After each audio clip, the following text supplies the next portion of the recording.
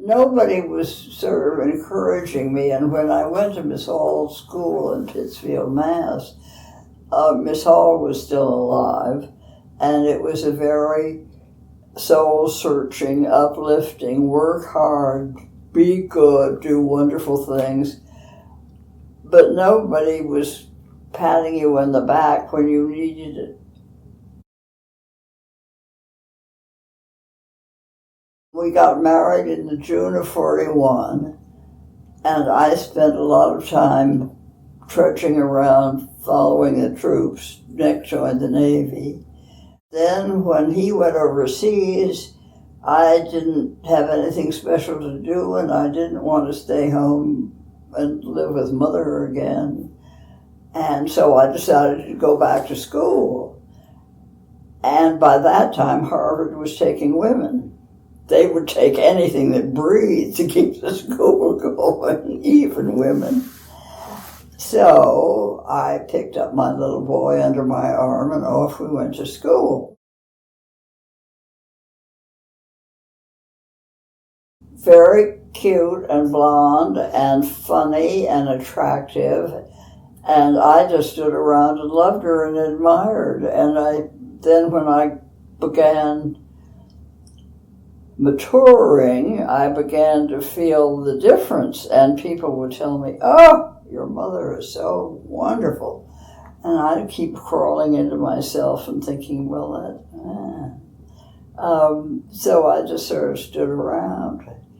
And I was not wildly popular when I was young or at any time.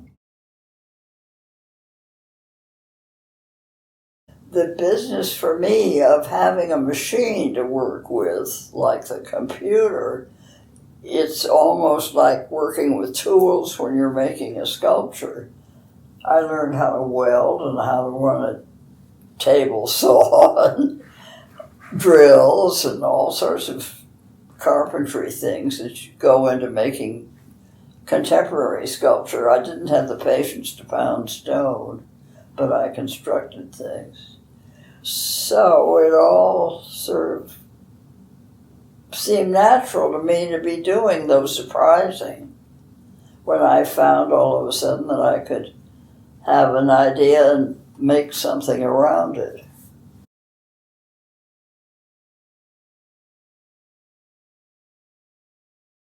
Well, I do when I'm writing them. I usually do them reasonably quickly, and then every day thereafter I spend an hour or so looking, and each word changes or the end of a line. It's fiddling. But I've only been doing this for 5 or 6 years. I mean, I think I've churned out quite a lot in that time. I don't think I want to start spending time going back and revising really old ones.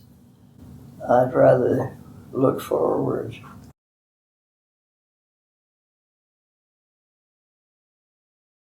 We got so decrepit that we had to move to here, which we did rather as an adventure. We were very lucky because most people have come here with one partner kicking and screaming and the other saying, "Now, dear, this is the thing to do." So the space was limited, and I was getting kind of tired about it. I had started making small sculptures like on some of those. But then I heard about this poetry group that was happening here, and I thought that sounded kind of interesting, and so I joined. And all of a sudden, I just started writing poetry. Here you have the urge to create, which you have anyway, and you just do it. And you have a teacher who sort of says yes or that, or you might do, or we will now work in stone, or we'll work in wood, but you just do it. I'll tell you that getting so deaf it closes you in, and it does. And used to like to go down to dinner, and now I stay upstairs as often as I can because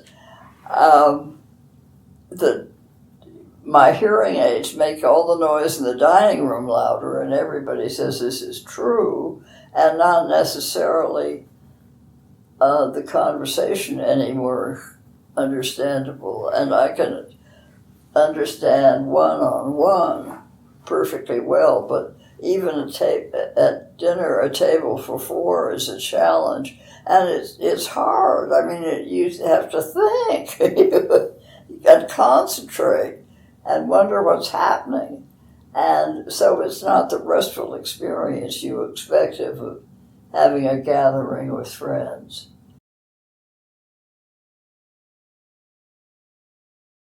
A lot of people in life, as well as at Ingleside, have done so many other different kinds of things, but they haven't been wildly creative.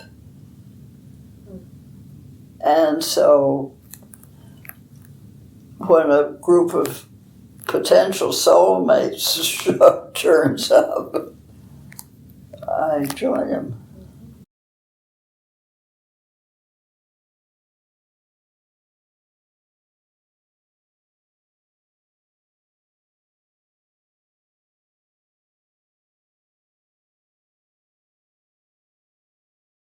So I think I'm back in business.